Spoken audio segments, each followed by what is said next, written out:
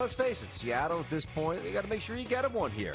So there's reports out there. Mike Garafolo from the NFL Network reports there's a strong sense the team will sign either Antonio Brown or Josh Gordon. Okay, juicy. With all things considered, Brown would be the better option for Seattle than Gordon. Inbounds, out of bounds. I'm going to say inbounds to that, BT. I think Antonio Brown, who's done a real good job of staying below the radar, is the better option right now. Josh Gordon just hasn't played in a long time, and he's had a lot of issues around, substance abuse. And it's not just marijuana, it's been alcohol and some other things. And so I think Antonio Brown, while a knucklehead, has been mostly clean. Yep. So I'm going to say, I'm going to say inbounds to that. This was a really easy one for me, and, just to cherry pick off what Teague said, inbounds as well. Number one, Antonio Brown's the better player, not even close, period. And number two, it seems as if the issues that have haunted Josh Gordon are far less controllable, if you will, than what's plagued Antonio Brown, which seems to be equal dose petulance, immaturity, and to be fair, maybe some deeper rooted psychological issues. I wouldn't rule that out, but I want to stay in my lane. But the recent evidence is that even if it's an act, and it might be, I can't believe I'm saying this, I just trust Antonio Brown a little bit more than Josh Gordon. It just seems like Josh Gordon is losing at an aspect of life that eventually can kill you. And I'm rooting for him, but he has not conquered this. It's been years. I'm going to say inbounds, too. I agree. That AB is just much better. Look at the numbers. All right, Tom Brady's got a history of trying to skirt the rules, that little sneak, sometimes even breaking them. Now he's in Tampa, and he's under fire again as cases soar in Florida. Two Bucs players and a coach tested positive for coronavirus, and the NFLPA's medical director said players should, quote, not be engaged in practicing together in private workouts, end quote. Yet, there was Brady and some teammates, including Gronk.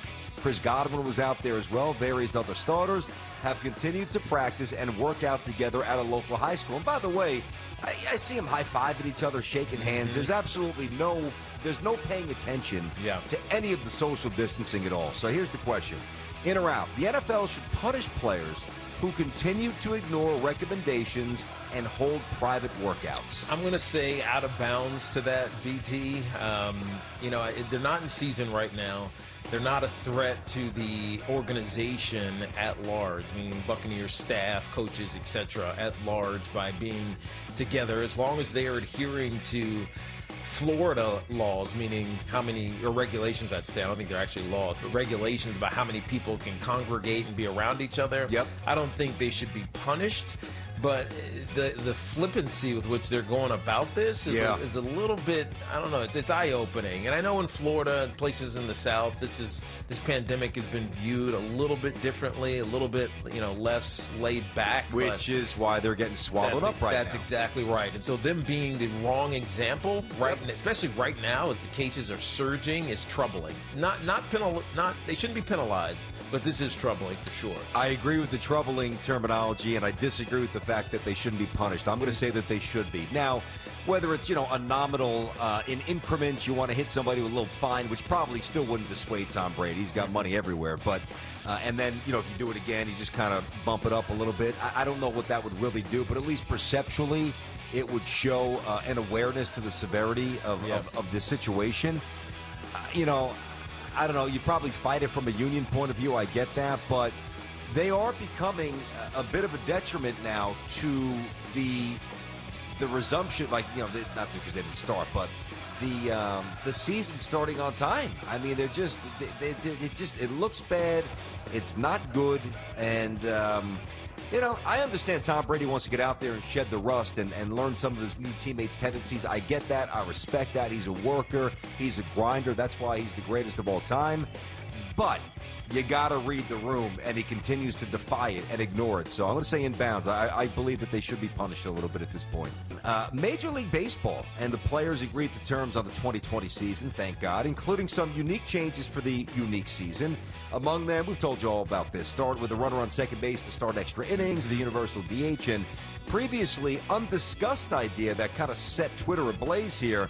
Pitchers will, I've never heard this until I read it on Twitter. Yeah. Pitchers will be allowed to have a wet rag in their pocket, in their back pocket, as a substitute for licking their fingers in an attempt to minimize the risk of passing along COVID infection. So, in or out, pitchers being allowed to carry a wet rag in their pockets is inbounds or out of bounds. I'm going to leave a lot of this up to you, BT. I'm going to say inbounds because I don't know what the negative of having a wet rag is, like what advantage, stickiness or slipperiness or whatever. You can put some silicone on that. It's just water. Just actually put some silicone on it or something. I mean, I don't know, so I'll leave it more up to you. Yep. But I'm going to say inbounds. My gut is this is safer in a sense, even though if you're sneezing or whatever on your hands anyways in the dugout, it's not going to make that big of a difference. So Yep. I'm going to say inbounds. I'm going to say out of bounds. But I'm answering this solely in the baseball, wearing that hat. Because you're right. I mean, the last thing you want is guys grabbing a rosin bag and, sweating, and you can't have that, obviously. But there's some rags out there, like these micro material rags that are really able, to hold a fair amount of water without it dripping out, and that is very, very advantageous. You reach in your and you don't have to hide it, so you reach in your back pocket. I doubt that they'll check for the weight of the rag, so it's not like, well, you can have a couple of droplets. No, if you're allowed to have a wet rag, you make it as wet as you can possibly make it. You squeeze it, you squeeze it. It's the same as a spitball. Why do you think the spitball was outlawed? I know saliva and water, yes, there are different characteristics, clearly. But it's the same concept. It's to get a tackified grip, and the reason why you're allowed to blow on your hands, usually in October or in early April, and you got, the umpire, you got to ask him, and he'll say yeah or no, and you have to usually do it off the mound. And a lot of guys, when they do that, they also blow a little loogie in there. They do. It is what it is, because it helps. They wouldn't be doing it if it didn't help. So, baseball point of view, out of bounds, safety point of view, I do get it. The Pistons won't be returning to play in the NBA bubble thanks to just 20 wins this season. However, the team hired a new GM. His name is Troy Weaver. We hit this last week or maybe the week before. And their new decision makers hoping to build, think about this, trying to build around his two stars, Blake Griffin and Derrick Rose. The Pistons would be better off trading or releasing Griffin and Rose rather than trying to build around them. I'm going to say out of bounds of this one, BT, because look, Detroit, what did they win? 20 games? 20 out of the 66 that they played. They're not in position to, be competitive, I think, anytime soon. And so rather than, I don't know, just completely stripping down and starting over, which is kind of what Troy was alluding to, Troy Weaver was alluding to. Yep. You let these two guys just play out the next year or so and try to bring in assets around, not necessarily around them, but just assets that they can learn from them. I don't think stripping down all the way to the bare bones is going to work. No, free agents aren't going to come there anyways, so you might as well just get some joy and highlights out of these two guys for as long as you can to help to keep the fans interested. Tune in next time for another edition of Inbounds or Out of Bounds with Tiki and Tierney.